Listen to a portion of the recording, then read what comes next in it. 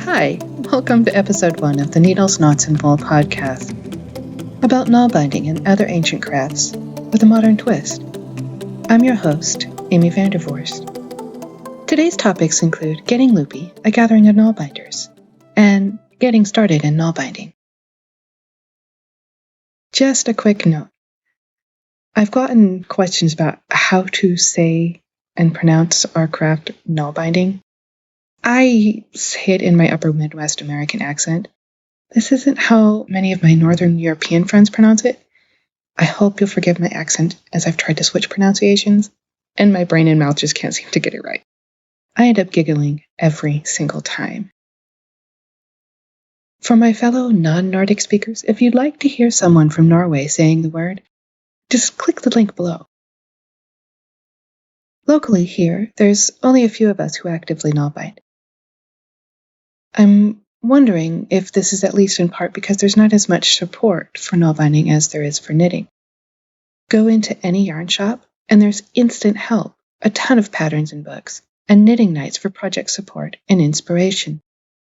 To find community, I joined several online groups that have been wonderfully supportive, and the impetus to spur my creativity. But I'd love to work alongside other Nalbinders in our own crafting night, and I've drooled over the Nalbinding conferences and Viking markets in Europe. So when Sue Flanders shared the link to Getting Loopy, a gathering of Nalbinders conference at the Vesterheim Center in Decorah, Iowa on April 2nd and 3rd, 2016, I was ecstatic. This was within a day's drive. I can do this. My friend Marty, whom I've known for about 20 years, and who's also an active Nalbinder, accompanied me and helped keep me from getting lost. She's way better than Google Maps, hands down, and she's been to Decorah before, so she played our tour guide and knew the best places to eat and great things to see. Kate Mortensen and Martha Griesheimer put together this very first Getting Loopy event, which ended up being a gathering of about 20 of us. The idea started in a Nalbinding class last fall at the Vesterheim Center, from a chat on the need for Nalbinders to have time to be stimulated and inspired by others, like knitters do at knitting conferences.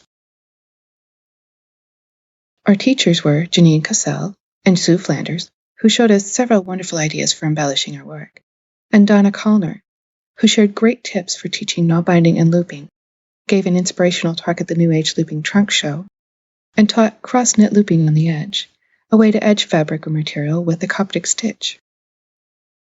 Marty and I arrived Friday night in time for the crafting session at Kate Mortensen's house. It was so sweet of Kate to host the session and allow us to get to know people before the event.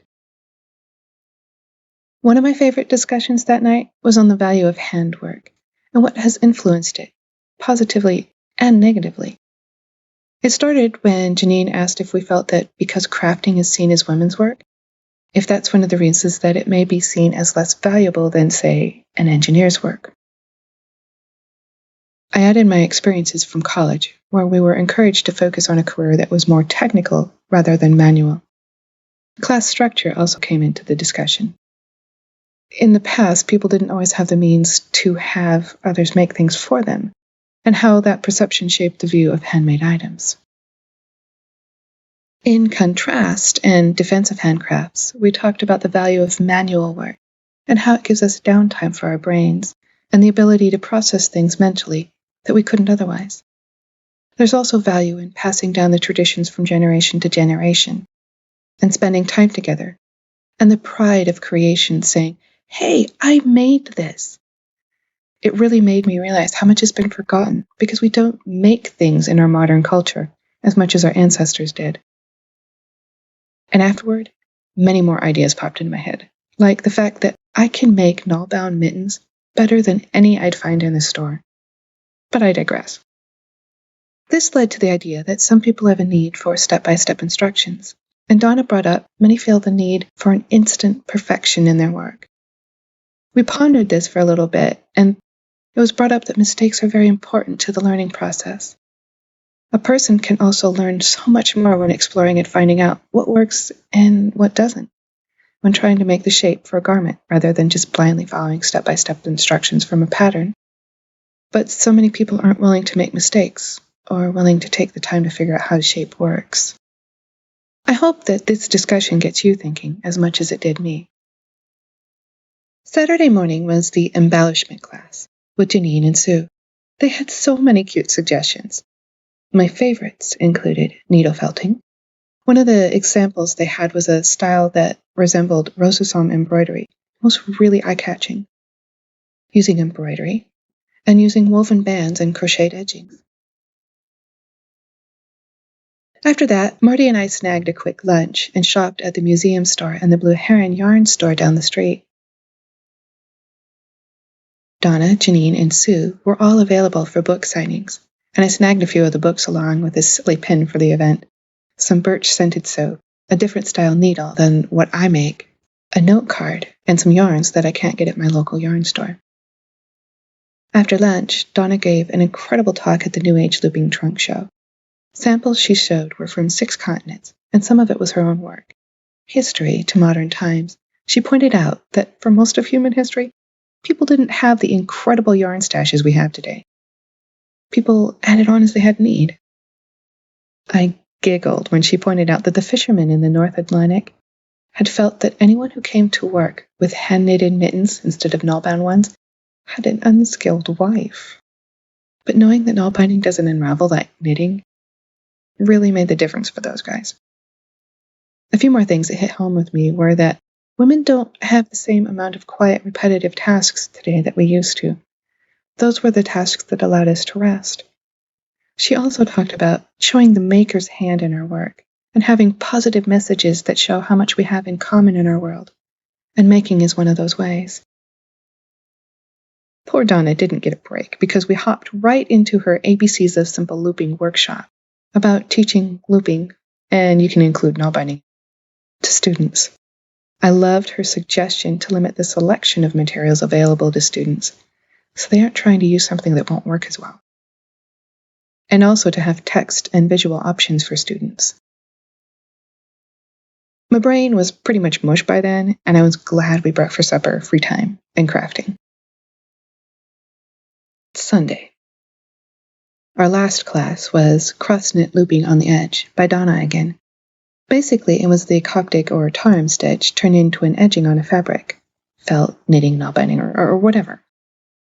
Her trick of making the Nalbinding stitch into an edging was really clever. Another of her sayings that stuck with me was that no one understands your aesthetic better than you do. After that, we zipped through the exhibits in the museum. I wish I could have done this earlier.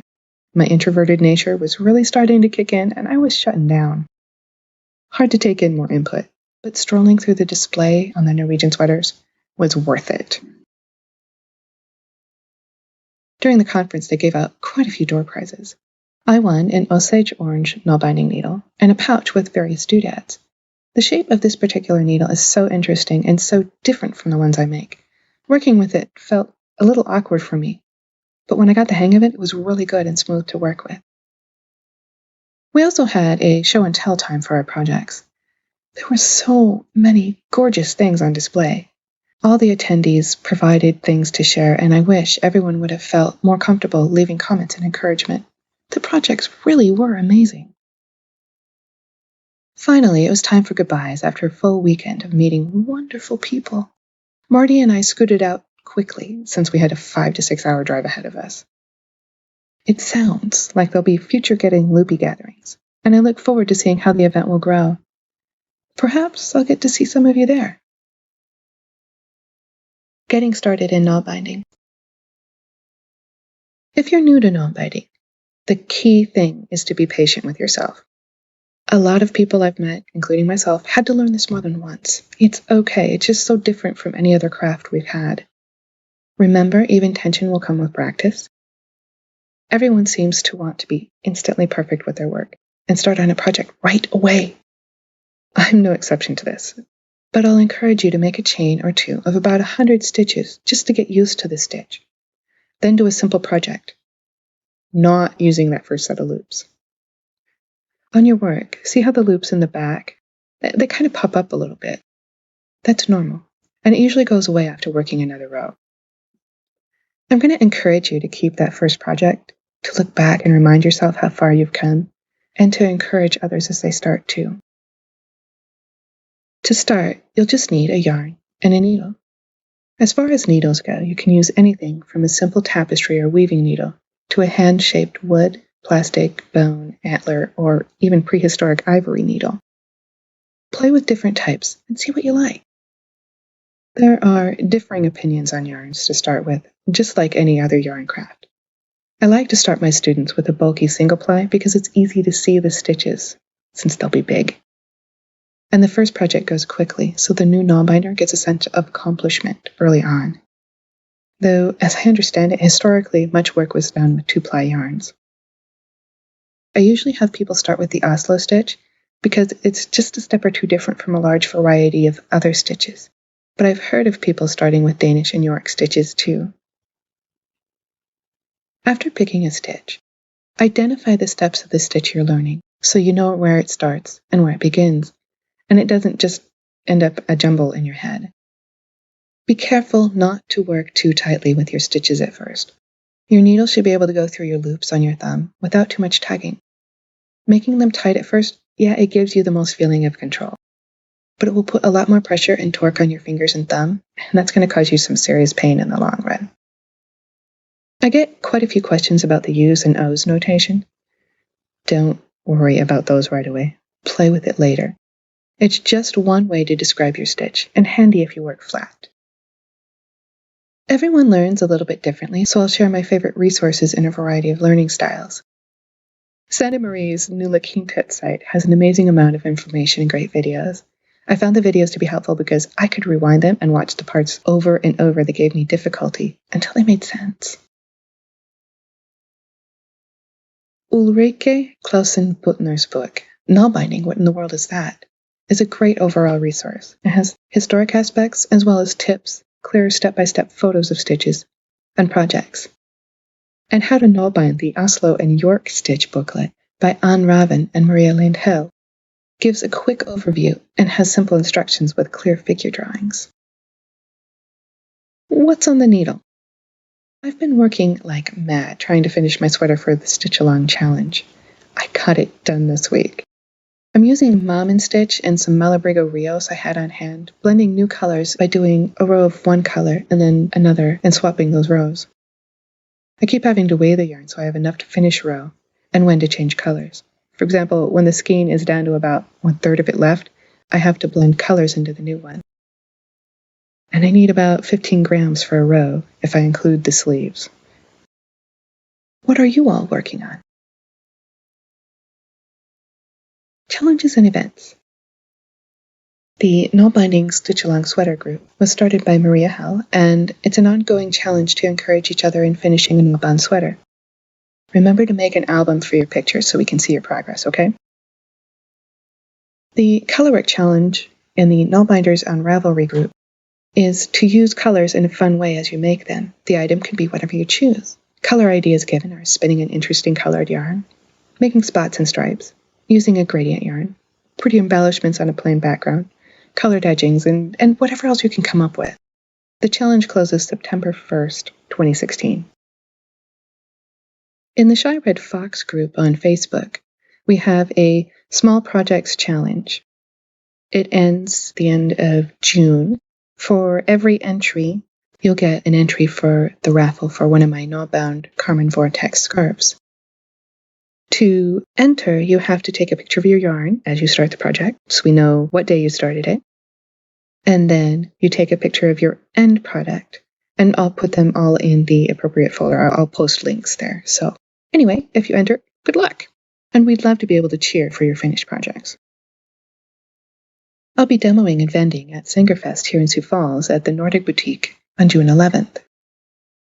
It's something I'm thinking about going to, if I can manage 2 events in 1 month, is the Midwest Viking Festival on June 24th and 25th in Moorhead, Minnesota. If you have an event you'd like to share worldwide, email the podcast at the address provided in the credits. Tip Tuesday. I've started a Tip Tuesday meme on my shop's blog, the Facebook group, and Instagram.